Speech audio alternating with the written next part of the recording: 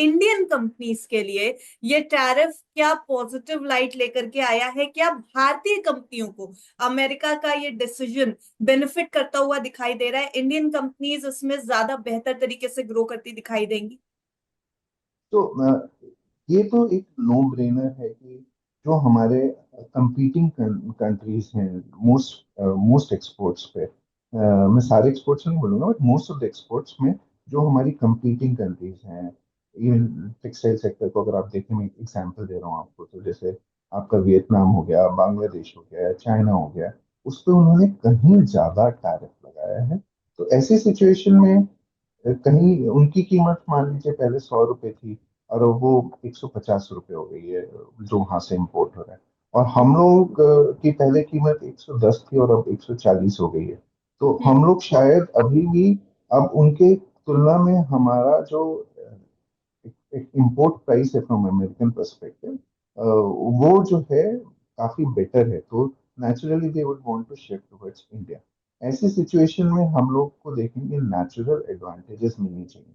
अब ये डिपेंड करता है हमारी गवर्नमेंट के ऊपर कि हम कितना कैपिटलाइज कर पाए, हमारी इंडस्ट्रीज के ऊपर कि हम उस पर कितना कैपिटलाइज कर पाए, कितनी एनिमल स्पिरिट दिखा पाए, और इसको एक अपॉर्चुनिटी की तरह समझकर हम लोग इसके ऊपर अटैक कर सकें।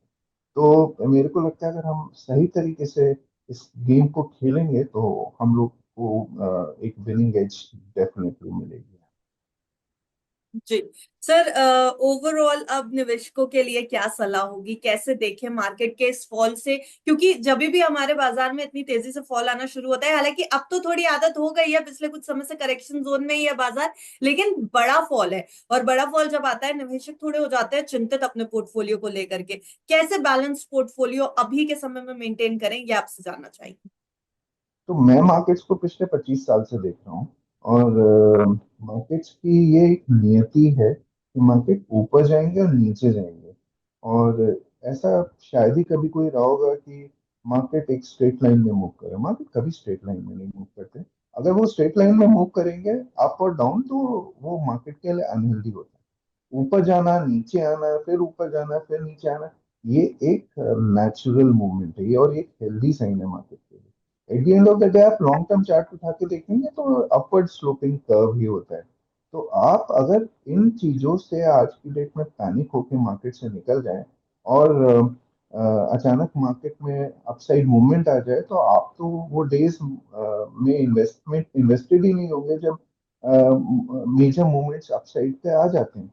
और ऐसे गिने चुने ही दिन होते हैं साल भर में, मे बी 8-10 दिन होते हैं जब मार्केट तेजी से ऊपर बढ़ता है, और आप उस उन दिनों में नदारद होंगे तो आपके तो गेन्स बनेंगे ही नहीं। तो मार्केट में आपको you have to stay invested. ये मार्केट फॉल को अपॉर्चुनिटी की अगर आप तरह देखेंगे, मैं हमेशा से ये मार्केट फॉल्स को अपॉर्चुनिटी की तरह देखता हूँ। आप अगर आप लॉन्ग टर्म का नजरिया रखते हैं और आपने शॉर्ट टर्म पोजीशंस नहीं ले रखी है, by the way I am not a short term expert, ना मैं किसी को सलाह देता हूँ शॉर्ट टर्म में मार्केट्स में इन्वेस्ट करें। Markets are meant for long term investing.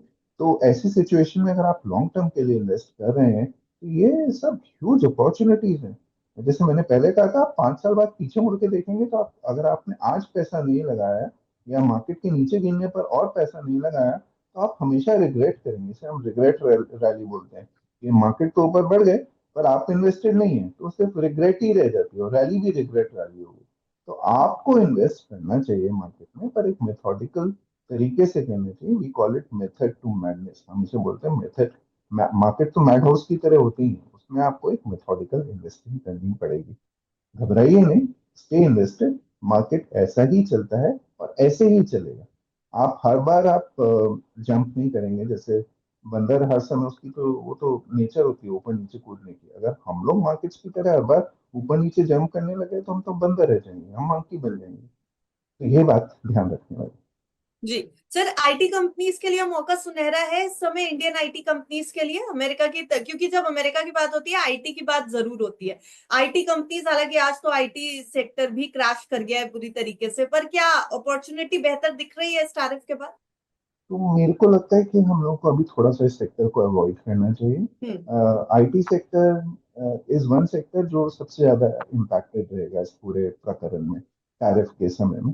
क्योंकि वहाँ पे हम लोग काफी सिग्निफिकेंट एक्सपोर्ट करते हम्म। हैं, चाहे बड़ी इंडियन आईटी कंपनीज हो, चाहे मिड कैप कंपनीज हो, चाहे सब सब और खासकर यूएस को बहुत मेजर एक्सपोर्ट होता है। तो ऐसी सिचुएशन में जहाँ पे टैरिफ्स ऐड कर रहे हैं और हम लोग शायद हमें कॉम्पिटिटिव एडवांटेज भी वहाँ पे थी, तो ये थोड़ा नेगेटिव बैठता है आईटी सेक्टर के लिए। हम्म। मेरे को लगता है कुछ समय के लिए वेट करते हैं, लेट अस सी कैसे डेवलपमेंट्स आगे प्रोसीड करते हैं, ट्रम्प्स कितना रोल बैक करते हैं, अगर करते हैं तो ऐसी सिचुएशन के बाद हम देखेंगे। मेरे को लगता है अगर ऐसा कोई रोल बैक वगैरह आता है तो वो टाइम शायद सही रहेगा इन्वेस्टमेंट करने के लिए। और अगर आप करना भी चाहते हैं इस फॉल में, तो आप please one time lump sum investment मत करिए। आप मे बी एक साल के एक सिस्टमेटिकली आप हर महीने थोड़ा थोड़ा पैसा लगाते रहिए और देखिए कि आगे कैसे रहता है। Overall avoidable. तो आईटी थोड़ा सा अवॉइड करने की अभी जरूरत है। वैसे बाकी सेक्टर्स में भी अभी फिलहाल वेट एंड वॉच की स्ट्रैटेजी रखना ही बेनिफिशियल होगा, मान के चले इसको। नहीं, मैं तो कहता हूँ कि आप अपने अपनी सिस्टमेटिकली इन्वेस्टमेंट करिए हम्म। इस समय। और अपने सिस्टमेटिकली, मैं ये नहीं कह रहा हूँ कि सारा का सारा पैसा आज लगा दीजिए, there could be further correction in the market. अगर करेक्शन होता है तो आप और लगाइए, मे बी आज आपके पास 100 रुपये इन्वेस्ट करने के लिए, तो हो सकता है 20 रुपीज आज इन्वेस्ट कर दीजिए, 20-25 रुपीज इन्वेस्ट कर दीजिए, 4 ट्रांचेस में डिवाइड करिए। और हर कुछ 3-4-5% के फॉल पे इंडेक्स के आप ये इन्वेस्ट करिए, 5% के फॉल पे और इन्वेस्ट करिए। तो कहीं ना कहीं आपको लो कॉस्ट की एडवांटेजेस भी मिल जाएगी। अपना नजरिया लंबा रखिए। I am all very very positive for market India के लिए। मैं खासकर बहुत ही ज्यादा बुलिश हूँ, बहुत पॉजिटिव हूँ। मेरे को लगता है अगले 2 डेकेड्स, 20 साल, आने वाले 20 साल इंडिया के लिए बने हुए हैं और इंडिया के लिए गोल्डन पीरियड है। जो इस समय मिस कर जाएगा शायद उनको गेन्स नहीं मिल पाएंगे, अपनी वेल्थ क्रिएट करने का मौका नहीं मिल पाएगा। मैंने जो कुछ देखा है, मैं जो कुछ समझा हूँ आज तक मार्केट्स के बारे में, तो मैं आपके दर्शकों को यही कहना चाहूंगा, अपनी क्षमता, रिस्क टेकिंग एबिलिटी के हिसाब से इन्वेस्टमेंट करिए मार्केट को।